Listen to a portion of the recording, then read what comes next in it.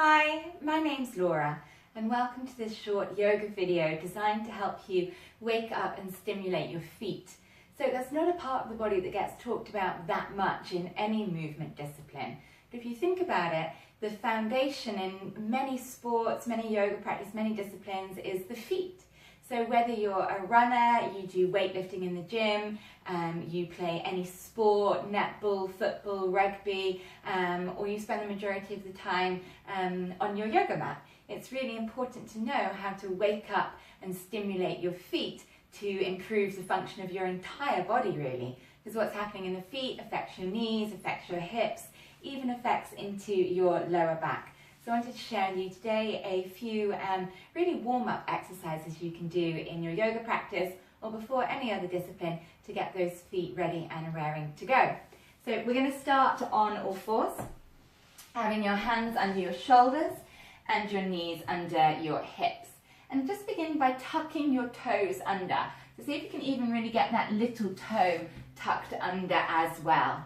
And then press down into the ball of the foot. Press down into your toes and think about stretching out through the soles of your feet. As you keep that pressure really into your feet, we'll do a little cat-cow to warm up the spine as well. So inhale to lift the head, lift the heart, and exhale to round. Twice more. Inhale, lift the head, lift the heart. Exhale, round.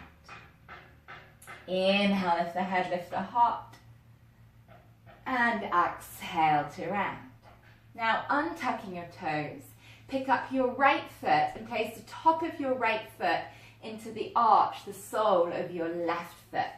Now we're going to start to sit our weight back on this. Note this might actually be a little bit tender, there's quite a key pressure point in there. So slowly start to shift your weight up, maybe hold your weight up a little bit. And as you bring your weight back into your hips, you can slowly start to sink your weight down. I'm sorry if that's a little painful, I promise it is for me as well. So I'm going to distract you with a little bit of arm movement as well. Inhale, reach the arms out and up.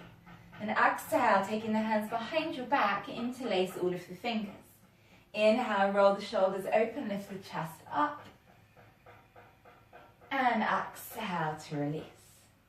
We'll swap sides. Come back onto all fours.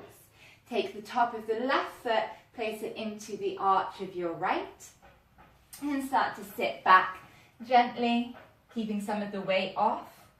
Shift back so your hips are over your heels. Then start to sink your weight down. You might find this side is more tender or less tender or just different. Let that weight settle into the foot. We'll do that shoulder stretch again. Inhale, taking the arms out and up. Exhale, circle the hands behind your back, interlace them. See if you can swap the interlace so that your other hand is on top. Inhale, roll the shoulders open, lift the chest. And exhale to release. Coming back onto all fours, tuck all 10 toes under again. Again, really trying to get those little toes tucked under. Then shift your weight back. This is called toe stand. It's pretty unpleasant for most people, but it's a highly effective way to stretch out through the sole of the foot and to warm up into the toes. I often wonder if my toes will snap and break here, but I don't think that happens, so stay with me. Just sit that weight back. Again, we'll add on a little bit of arm movements. So you're going to cross your left elbow over your right. Some of you might even wrap your wrists. Inhale, take the elbows forwards and up for a little stretch in the upper back as well. Hold it for 2 more rounds of breath.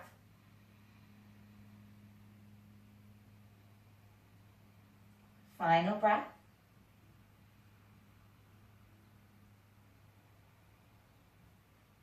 Release, bring the hands back down, untuck the toes, give them a little pummel.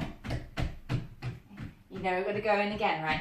So tuck all 10 toes under, start to shift your weight back, sitting your hips above your heels, let the weight sink straight down. And then you can take the other arm, that'll be your right arm on top of the left. Inhale, take the elbows forwards and up. As you exhale, feel the shoulder blades slide down the back. Hold it here, a couple of rounds of breath. Focusing the breath into the back of the ribs, let that distract you from the feet. Taking 2 more. Final breath. Release. Untuck the toes. Give them a little pummel against the floor. Okay. Tuck the toes back under again. This time it's going to be different. Walk your hands back and lift your knees up. So taking more of the weight now back into the ball of your feet. Try to lift your heels up really high. As you do that, squeeze the knees together. See if the hands will lift up, and if you can bring the hands together in front of the heart. Balance is tricky here, so focus your gaze on a point in front of you. And we're going to rise to stand, keeping the heels lifted. Squeeze the heels in towards each other, keep them really high. Rise up as slow as you can. So if I'm really, really wobbly, don't worry. When you get to the top, slowly descend the heels. Think about stretching them back and down. Now up at stand, we're going to do a little bit of a test on your balance today. So shift the weight over into your right foot. I'm mirroring you here. Lift your left foot up. And you place your left foot heel on the calf, or alternatively you can pick it up and place it in the thigh, whichever you prefer. Bring the hands to the heart and just notice what's happening in your balance. Notice what's happening in that right foot. If it's a little bit wobbly, and then swap and we'll do the other side. So rooting down to your left foot now. Bringing the right foot either to the calf or pick it up. Place it in the inside of the thigh, hands to come together in front of your chest. And just notice how this feels, what's happening in the foot, if it's feeling quite still or if it's a challenge. Release. Then we'll see what we can do to maybe improve that by waking up the feet some more. So come and sit down again. And whether you're sitting on the floor or sitting on a chair, it doesn't matter. I want you to find a way that you can have access to your right foot. So holding the right foot, and you're just going to start by simply circling the ankle. Just circling the ankle around, getting all those little bones, those in the ankle moving, those tarsal bones in your ankle. You can hear mine clicking and clunking away.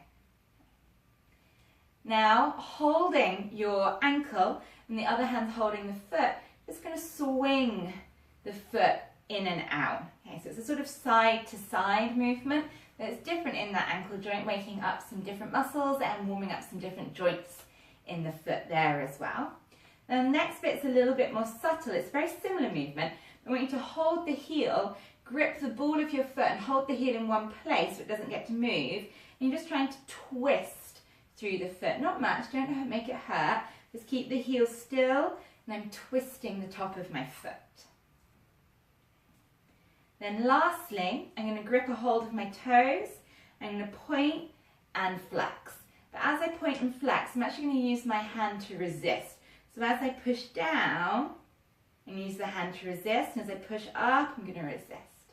Okay, so working against the direction. Let's do the other foot.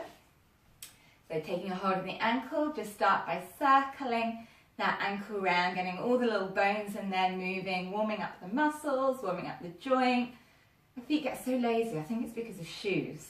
You know, so clever, but then we just stuff them in shoes. Now, I'm going to hold the foot and the ankle and just let the whole thing swing in and out, letting it move as freely as I can. This really helps with balance, this area here, the supinating and pronating. Then I'm going to hold my heel fixed but can't move. Just grip the top of my foot and try twisting my foot. I don't get much movement in here at all. What I do is important movement again for balance, for pronating, for supinating, and for walking under uneven surfaces like a cobble street or across a slope.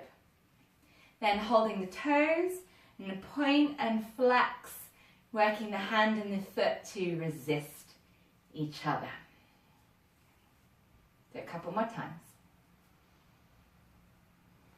Leaving that there, we'll come back up to stand. Let's see what, if any, difference that has made to your balance. So standing on your right leg again, root down through the right foot. Might feel it slightly warmer, a little bit more awareness. Bringing the left foot up to the inside of the calf, or you can pick it up and place it on the inside of the thigh. Again, bring the hands together and just notice. You can definitely feel a change for me My foot feels just much more grounded. The little movements are more subtle, as the muscles in the architecture of my foot are actually awake and doing what they do to help me find balance and stability. Swapping sides, root down, bring the foot to the calf or pick it up, place it in the inside of the thigh. Good, and see how it compares this side. So this will have a real huge difference in anything you do in your life where you want your feet to be awake and active. So running, any sports, any weightlifting in the gym. And it's really important for people as they age as well. So many age-related problems come down to balance and people falling over as we age. So if you have anyone in the latter stages of their life, maybe show them these exercises, help them warm up their feet. Good. Release. So thank you for watching this video on happy feet and warming up your feet. I hope it works for you. Any questions, just get in touch. You'll find me via my website, www.lauragreenyoga.co.uk. Thank you. Namaste.